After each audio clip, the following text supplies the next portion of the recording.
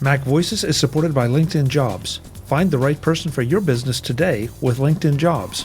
Pay what you want and get $50 off your first job post at linkedin.com/MacVoices. Welcome to MacVoices.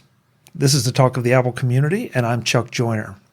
Folks, this is another one of our lockdown shows. Like everyone, we're trying to obey all the guidelines and behave ourselves and stay healthy and not spread the problem. And during that lockdown, I think a lot of us, me included, are trying to be very productive, get a lot of things done that maybe we don't have enough time to do otherwise, or have been wanting to get around to and just never quite get around to it. And that's why I wanted to have Mike Schmitz on the show, our favorite productivity expert. Mike, it's good to see you. Well, thank you. I'm honored to be your favorite, though I don't consider myself an expert per se. Well, you're more of it than the rest of us. But I do have a little bone to pick with you. Because I've had this initiative going and everything, and then you tweet out a link to an article that says, "Oh, don't try to be terribly productive during lockdown." And I just went, "What am I doing? I can't get this straight." What? So, Mike, should I be trying to be productive here, or should I not be? Well, you should cut yourself some slack. That is the main thing. So the article you're probably referring to is the New York Times article. Since then, there have been a lot of people who have published similar things. And it's basically pushing back against the inherent belief that probably everybody, myself included, encountered when this first came down is like, oh, I don't have to go to this place and do this thing anymore. So I have this extra time. So now is the time for me to write my book and launch my podcast and to do all these other things that I've been wanting to do. And I think that that's dangerous. I think that, yeah, you've got more time, but that's balanced out. Number one, if you have kids at home like I do, I've got 5 kids at home, there are more distractions. I've been dealing with people, a little bit frustrated with some people who have responded, by the way, like, oh, so you homeschool, so this is, nothing changes for you. And I'm like, no, lots of stuff changed. Yeah, they're home, but we lost all of the things we relied on in terms of the systems that we built for like context switching, where kids have a bunch of energy. Let's go to the park, let them run off some steam. They go to piano lessons, they go to jujitsu, all other things that we use those breaks as part of our routine. Those are now gone.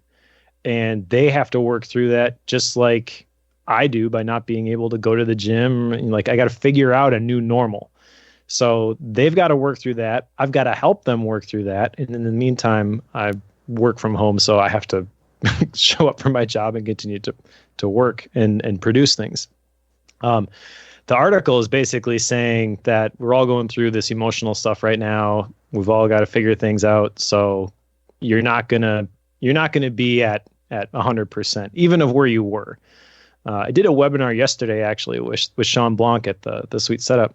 And he shared in that webinar, because he mentioned this internally, and I told him, you need to share this with everybody because people need to hear this, that on his best days, he's 75% effective compared to where he was before all this stuff started. And just like me, he works from home, his family is there, but on the surface, you would think that I can overcome some of this stuff, but you don't even realize what an impact these events have on you until you start to measure this stuff and you ask yourself, well, why is this the case? So there are things you can do to be productive during, and really the attitude I think people should have is try to redeem the time that you've got.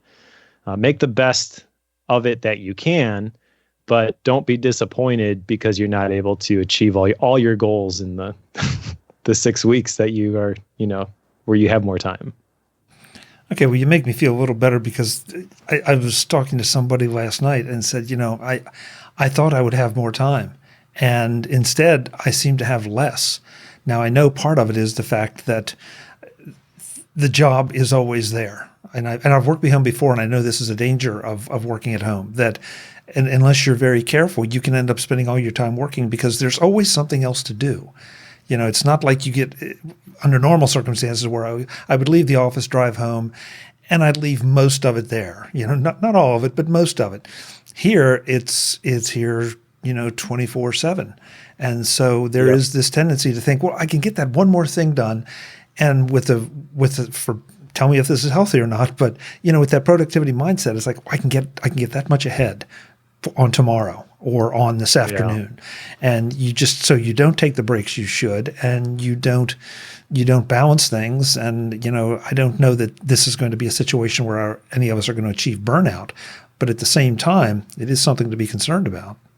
You totally could. The prescription for burnout, I think, is a combination of trying to do more than you can do at the moment, and then also not that constant state of feeling like you should be doing one more thing, not having the appropriate boundaries in place. Well, now that you have to work from home, if you are still working, unless you are an essential worker. I think a lot of people, though, do fall into that category where they're having to figure out how to work from home for the first time. All of those boundaries that you've established, maybe of getting into the car and leaving work at the office, those are gone now. And you have to rethink those things. And it's difficult to do. I would give the advice that if you are able to carve out a section of your home, whether you have an office or not, have a spot where you work, and then do your work there, and then leave that area. I am fortunate that I have a home office, and I'm able to leave and close the door and be done with work. And that does a lot. It's not the same as being able to get in the car and leave and not be able to touch your computer because you left it at the office, which would be the ideal place for people who are constantly trying to, like, their brain is working against them. They have trouble releasing the stuff that they were working on. I fall into that category. So I have to fight that temptation to go down into the office and do one more thing quick, get a head start on tomorrow. But the problem is that there's always more work to do. You never feel like you've gotten ahead. And when you do that, you're not giving your body, your emotions, your mind enough of a chance to release things and to reboot. I find if I go down and try to work like at night after dinner, after kids go to bed, that it's hard for me to go to sleep. And if I have trouble falling asleep, usually I'm not getting up as early and or I'm not sleeping as much. And obviously that's going to put me in a handicapped state for tomorrow. I'm stealing from tomorrow to get a little bit more done today. And if you actually do measure those things, it's never worth it. Yeah, you're right. And I've been trying to set there's certain things I need to get done every day. And so I've been trying to put those sort of on a schedule and say, all right, now at this time, I'm going to try to do this. So I'm trying to maintain my usual lunch break, even though, it's a matter of walking from here to the kitchen and back. It's still, you try to keep that routine. I mean, get up and get dressed, don't just bum around in your pajamas all day. Yep. And those things do help because I think they keep a better attitude. But my problem is when the evening comes, then it's kind of hard to put it down and walk away because you just think, well, instead of going and watching something on TV or doing something non-productive, I could get that one more thing. And it's I'm fighting it. I mean, I know for some industries, this is a bit of a crazy time. If you're in the banking or financial services industry, yeah, a little crazy time.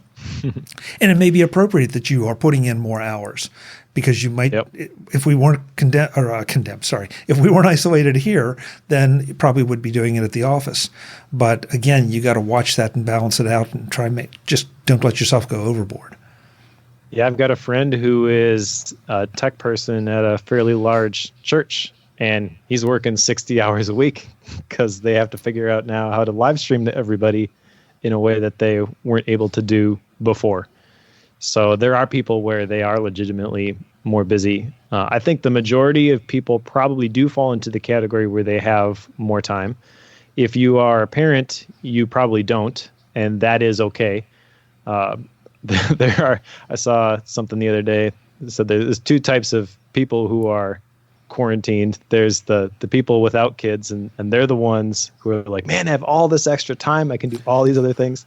And then there are the people with kids who are like, where did all my time go? And I don't think it's quite extreme as either of those examples, but there is that truth that kids are kind of or other people really that are in your household. It is another potential universe where distractions can come from. And one of the adjustments that I've had to make myself is that yes, am home now more. And yes, I personally have more time. That is being balanced out, though, by an increase in distractions because my kids are always there, too. And they are going to interrupt me. The trick for me is not to say, don't interrupt me from 8 to 5, because those are my working hours. Okay. If I said that, that's not going to work. But I am able to say, don't interrupt me from 3 to 4 p.m. while I'm talking to Chuck for this podcast recording.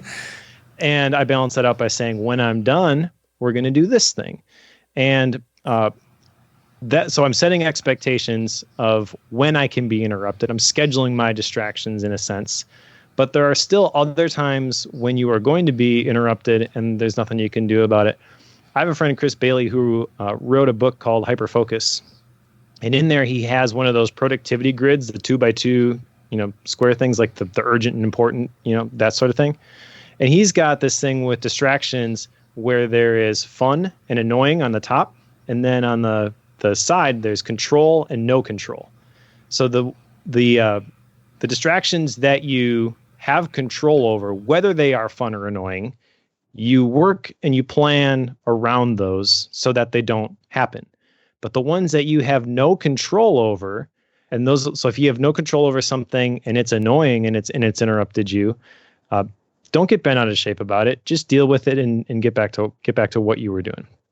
But as I'm working from home with my kids specifically, the majority of my interruptions are in the other, or at least have the potential to be in that last category where I have no control over it because I don't know when they're going to pop in, but they are fun distractions. Hey, Dad, let's go play lightning in the driveway. Okay, well, I'm already interrupted. So, okay, fine, let's go play lightning. Now, you balance that by saying, like, you can't keep doing this, buddy. But, like, at that point, I've got a couple of choices. I can get bent out of shape that my focus and my flow is gone. And if I'm upset about the fact that this distraction happened, even if I send them away in a huff and say, no, don't leave me alone, I'm writing right now, chances are I'm not going to be able to get back to where I was anyways. It's probably better for me, more productive for me if I'm measuring my output, to just take a break, go play lightning for 10 minutes, and then come back in. And that has been an adjustment. And it doesn't have to be just kids, but I think that's probably the biggest thing people can do for their mental health in terms of measuring their productivity is to recognize that these things are going to happen, and then to make the most of the distractions that do happen, because I think there are quite a few that fall into that category if we recognize them for what they really are.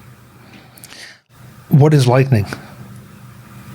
Lightning is another name for knockout, I guess, where you have like a line of people at the 3-point line.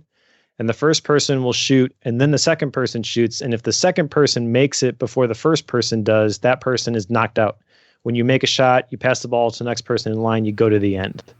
And so you do that until there's only one person left. Okay. Thank you for that clarification. Yeah. And one of the, I'm serious about this. One of the reasons I asked it was, you said go play lightning for 10 minutes. Well, 10 minutes does not seem like a lot of time, and yet trying to keep in mind what the attention span of kids, that's probably enough. It gives you a break, and it also maybe pacifies them for a while. Yeah. It doesn't have to be a long time to do something fun like that. And when it comes to the family stuff specifically, I feel like this is an interesting time for a lot of families. We had a family meeting with our kids day one when all this stuff came down. Like, okay, so we're going to be spending a lot of time together, guys. This can either be really fun or really annoying. And it's up to you and your perspective, because we're not going to be able to go hang out with your friends. We're not going to be able to go do the stuff that we used to do. Doesn't mean that we can't still have fun. And so everybody has responded very well to that. I feel like our kids are doing a great job. Yeah, they miss their friends.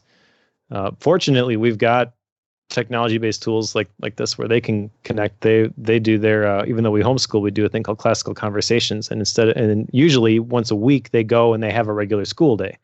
But they've been doing that over Zoom lately, so they still get to see people. It's not the same because you're not in the same place with them, but it's something, And in the meantime, we're able to do more stuff as a as a family. We play a lot of board games, and that's not a 10-minute thing. You know, that's the type of thing where we do have to schedule it. And so, like, when I'm done with this, I've got a block set aside. I've got my time block day in my fancy notebook right here. You know, where after I'm done, I've got an hour blocked off for family time. We're gonna go have fun. I don't know exactly what we're gonna do. You don't have to schedule every minute of the day like that, you know, but carving out the time and space to make those moments is important. And I think with families specifically, kind of got an opportunity here where you can sow a lot of seeds that will produce a lot of fruit once things go back to normal.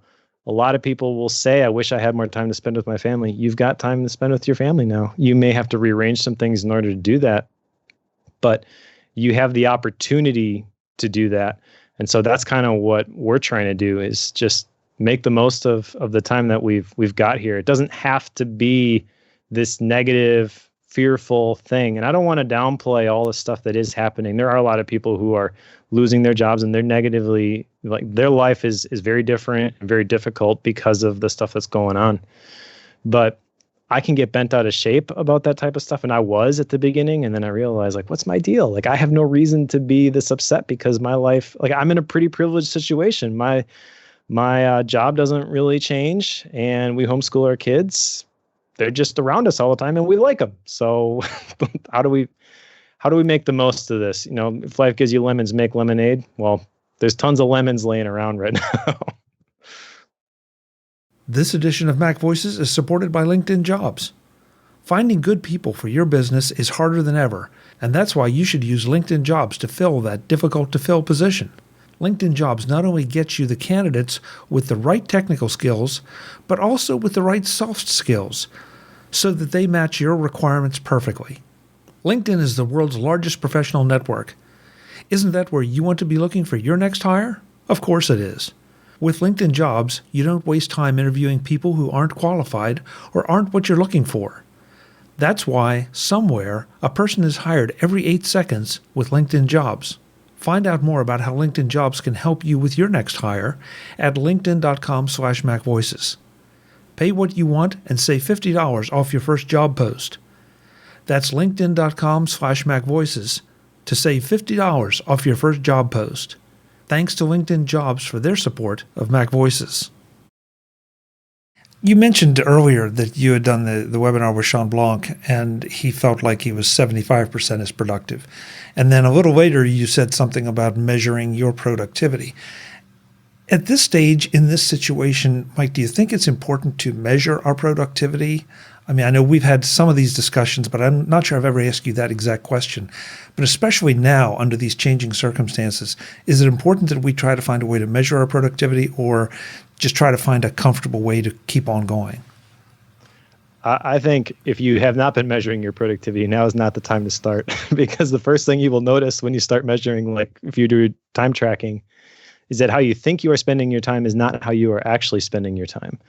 And even in the best of times, you'll be confronted with the fact that you suck when it comes to doing what you meant to do. Oh, good. Thank you, Mike. I feel so much better. So just ignorance is bliss at this point. But if you are measuring that stuff, I think it's important to adjust your expectations. So one of the things that I do is I time block my day. I mentioned that, and we've actually got a new course on that at the Sweet Setup. And it was kind of in response to a lot of questions I was being asked by people like, hey, do you know of a good resource for time blocking? Because I've done time blocking for a while, and I didn't really have anything to send people to. I didn't have a book, a couple of blog posts that Cal Newport wrote, in 2013. And I had my own system for how I've done it, but I wanted to have something that I could send people to. So we put together this quick course, and it's fairly inexpensive. I think it's $23 as we record this. 5 videos on how to do it. And it's the type of thing that can provide intentionality for your day, which is really, I think, what people need right now. So what you need is some sort of mental scaffolding to help you do something, to do what you can do. But what you don't need is to be concerned about, I was able to check off 12 tasks on my to-do list. In fact, in the course, we talk about specifically picking no more than 3 things that you're going to try to do in a given day.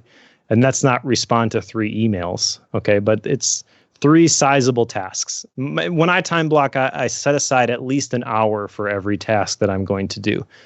And because I set aside at least an hour, I find myself, as I go through my day, finding some margins. So if I've got an hour blocked for a meeting, I get done 10 minutes early, I can take a little break and not feel bad about it. And then when it's time to work on the next thing, I can enter into it. And the other thing with that is I use conservative time blocks. So if I've got a meeting that's going to go an hour and a half, that I think I'm going to block 2 hours. So I'm building in that margin. I'm limiting the things that I am blocking on my calendar, because that's when I'm going to do these things, to 3 things. And that's hard for a lot of people, especially if they are used to just making a list of these are all the things that I have to do. But when you force yourself to work within those constraints of only picking 3, you set yourself up for success. And that's the important thing right now, is that you follow through with what you meant to do and you get some wins under your belt. And you start to believe that, yes, I can do this. You prove to yourself that you're able to stick to your commitments. And then because you believe that, you're able to.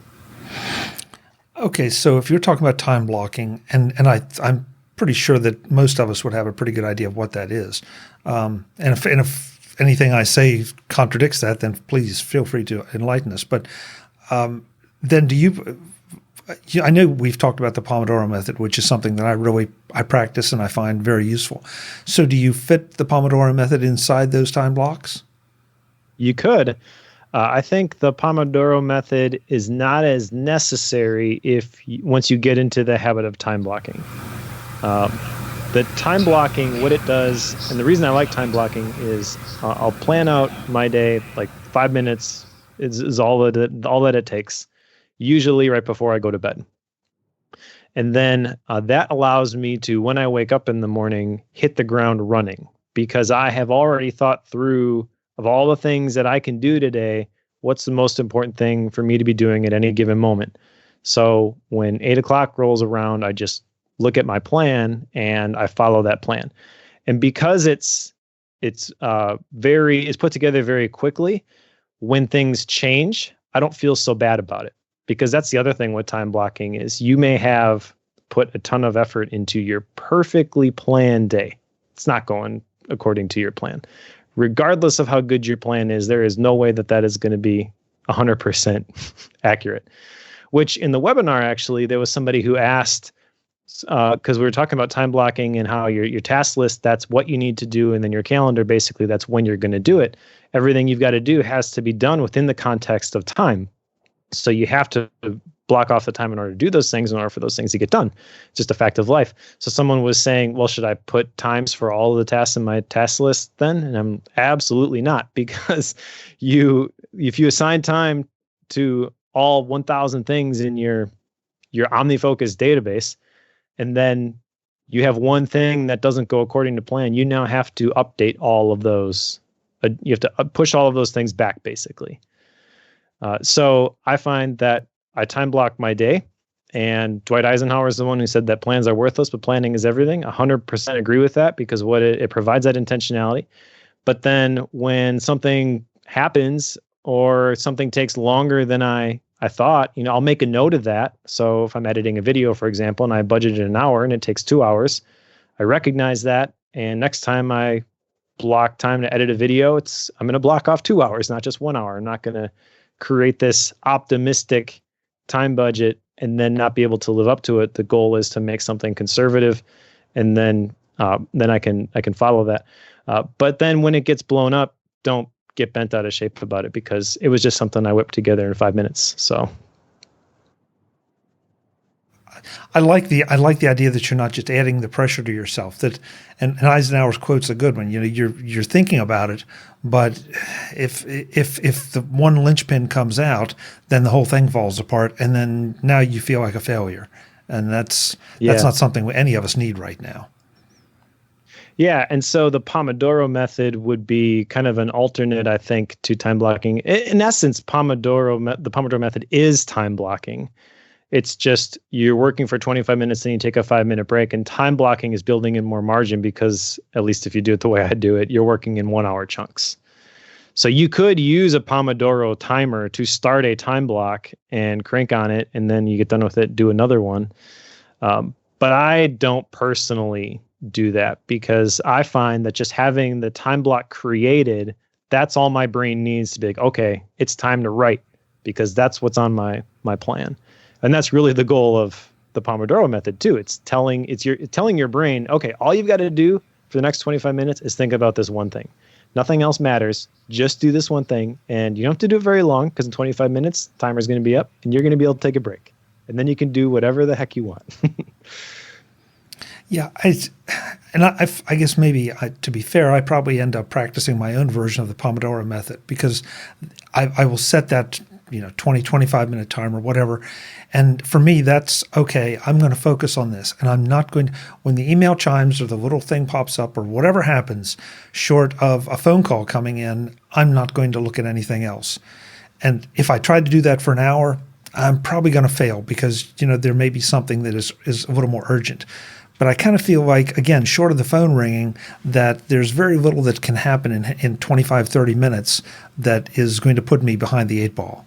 And so it's my version of okay, it's okay to focus, because I might do 2 Pomodoros back to back on the same project, but it's just that little break in between, makes it healthy for me, but it also lets me check things that, maybe you would say this is not completely healthy, but it gives me the peace of mind to go back and say, okay, nothing happened. Now I can go back and focus.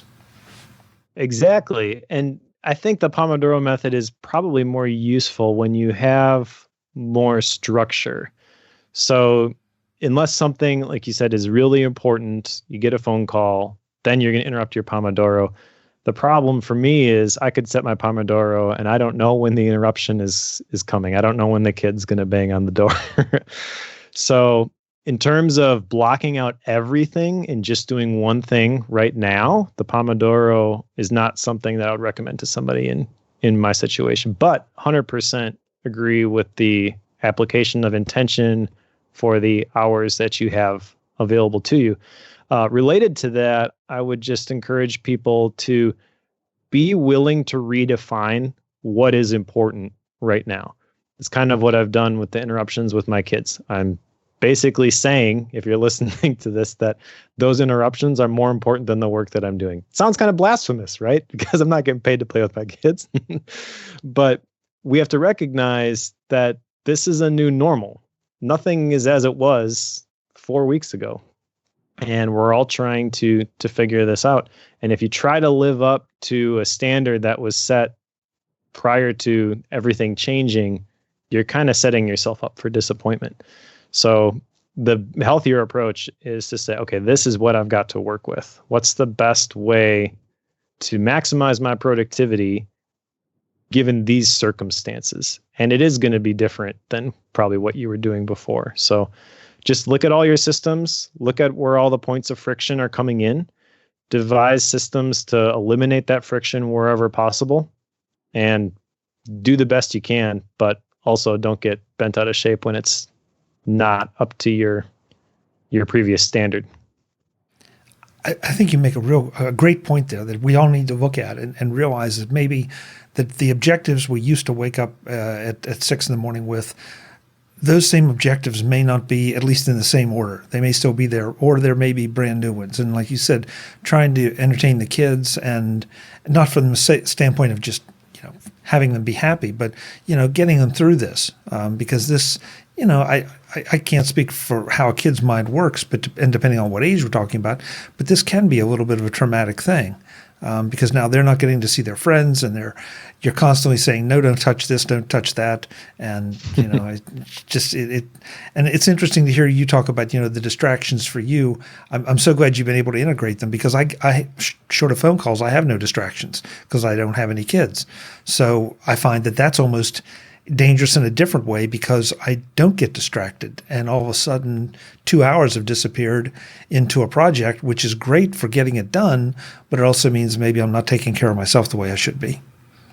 Yeah, make sure you take care of yourself, protect the golden goose. That is definitely important. Now we're talking I think before we hit record, that one of the things that I've tried to do is to get outside every single day. I am used to working out 6 times a week, and not being able to go to the gym has been rough. But I also find that getting outside, just even if it was for a walk, is healthier for me mentally, kind of refreshes me. So I've been trying to go for a run or go for a bike ride every single day. And with the exception of the days that it is pouring rain, I've been able to do that, and that has helped a lot. That takes some more time than my traditional habit, my exercise habit, because I'm a bit of a distance runner. I was actually scheduled to run a half marathon here in about a month. That obviously got moved, but I was in the middle of training for that. So I'm used to running, 8-10 miles. And I've shortened that basically just so I could do it more consistently. And getting outside and doing that has been a good mental reset. So basically, instead of going back to time blocking in the past, I would have said, well, this is the hour that I have to work out today. After I budget time for everything else, I'm kind of being more loose with that, and I'm slotting it in on my time block plan still, but I'm being more flexible with it, where if I'm working and I'm writing or I'm creating something and I get to the point where I feel exhausted, like the creative tap has run dry. At that point, I'm okay, well, I'll be done here and I'm just going to go for a run now. And when I come back, I feel a lot better and I'm able to resume the project. We'll have more with Mike Schmitz in the next episode of MacVoices, when we will get to some of the productivity methods that Mike uses, how he goes about it, and why it may be okay that you're not as productive during this time, or really, for that matter, any time. Why not being productive is just as important as being productive. That's in the next edition of MacVoices. So until the next time, and as always, stay safe. Thanks for watching. Visit MacVoices.com for show notes and to connect with Chuck on social media. Get involved in our Facebook group or like our Facebook page, and get more out of your Apple tech with MacVoices Magazine, free on Flipboard and on the web. And if you find value in it all, consider supporting us through either our Patreon campaign at patreon.com/MacVoices, or by making a one-time donation via the PayPal link on our front page and in the show notes of each episode. You will join these fine people who help bring you MacVoices.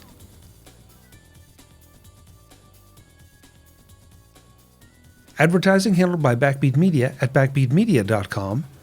Bandwidth provided by CacheFly at cachefly.com.